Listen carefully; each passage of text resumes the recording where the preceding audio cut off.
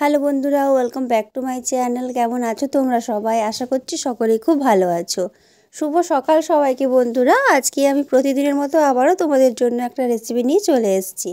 আজকে আমি তোমাদেরকে দেখাবো খুবই সহজ পদ্ধতিতে বাড়িতে কিভাবে সজনে ফুলের তরকারি বানানো যায়। বন্ধুরা, আজকের রেসিপিটা কিন্তু তোমাদেরকে একদম সহজ পদ্ধতিতে, ঘরোয়া পদ্ধতিতে বানিয়ে দেখাবো। আর এটা কিন্তু বন্ধুরা একবার দেখলে যে কেউ বানাতে পারবে। আর এটা কিন্তু বন্ধুরা শীতের দিনে গরম গরম ভাতের সাথে দারুণ লাগে খেতে। গরম গরম ভাতের সাথে এরকম সজনে ফুলের তরকারি হলে কিন্তু বন্ধুরা দুপুরটা জমে যাবে। তো চলো রেসিপিটা এরপর আমরা শুরু করব। দেখো, প্রথমে নিয়েছি সজনে ফুল বন্ধুরা। এই সজনে ফুলগুলোকে এরপর আমি ভালো করে ছাড়িয়ে নেব, যেন একটাও ডাঁট না থাকে। এই দেখো, সজনে ফুলগুলো ছাড়িয়ে ভালো করে ধুয়ে আমি জল দিয়ে রেখেছি বন্ধুরা।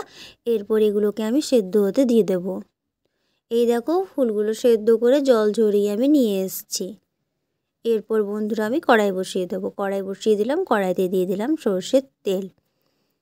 তেলটা একটু গরম হোক বন্ধুরা, কিছুক্ষণ অপেক্ষা করি। তেলটা গরম হয়ে গেছে মোটামুটি। এরপর আমি এর মধ্যে দিয়ে দিলাম সামান্য একটু পাঁচফোড়ন।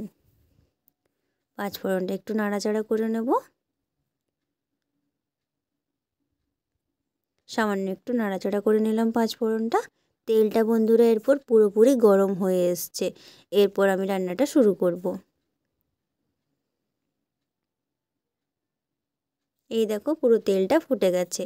এরপর এর মধ্যে দিয়ে দিলাম টমেটো কুচি। প্রথমেই টমেটো কুচিটা দিয়ে দিলাম যাতে এটা গলে যাবে বন্ধুরা।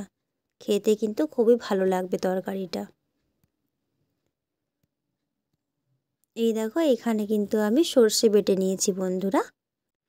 এখানে দেখো টমেটোটা ভাজা চলছে। এরপর আমি এর মধ্যে দিয়ে দেবো পরিমাণ মতো লবণ। লবণ দিয়ে দিলাম, দিয়ে দেবো সামান্য একটু হলুদের গুঁড়ো। হলুদের গুঁড়োটাও দিয়ে দিলাম। এরপর এটাকে একটুখানি নাড়াচাড়া করে নেব।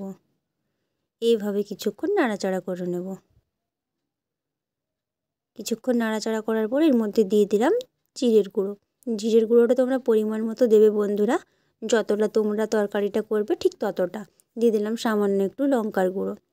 এটাকে আবারও নাড়াচাড়া করতে থাকবো আমি কিছুক্ষণ। এইরকমভাবে কিছুক্ষণ নাড়াচাড়া করে নিতে হবে। এই দেখো, সর্ষে যেটা বেটে রেখেছিলাম সেটা আমি এর মধ্যে দিয়ে দিলাম। এই দেখো বন্ধুরা, তোমাদের দেখানো হয়নি, এখানে আমি আলু আর বেগুন ছোট ছোট করে কেটে তেলে ভেজে রেখেছি।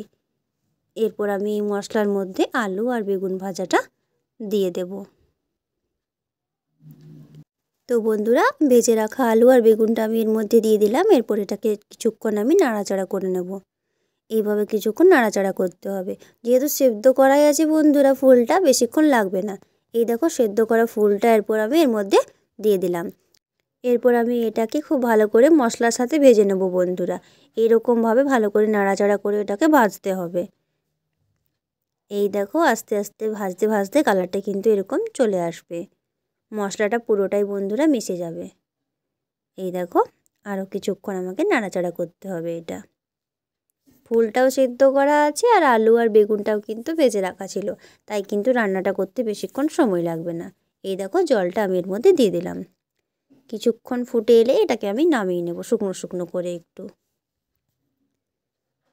এই দেখো বন্ধুরা, জলটা পুরোটা শুকনো হয়ে এসছে। এটা হয়ে গেছে। এরপর আমি এটাকে নামিয়ে নেব। এই দেখো, তো বন্ধুরা একটা বাটির মধ্যে এটাকে আমি সার্ভ করে নেব। এই দেখো বন্ধুরা, আমি সার্ভ করে নিচ্ছি। কতটা সুন্দর দেখতে লাগছে দেখো বন্ধুরা। তো বন্ধুরা দেখো, তৈরি হয়ে গেছে আমাদের আজকের রেসিপি সজনে ফুলের তরকারি।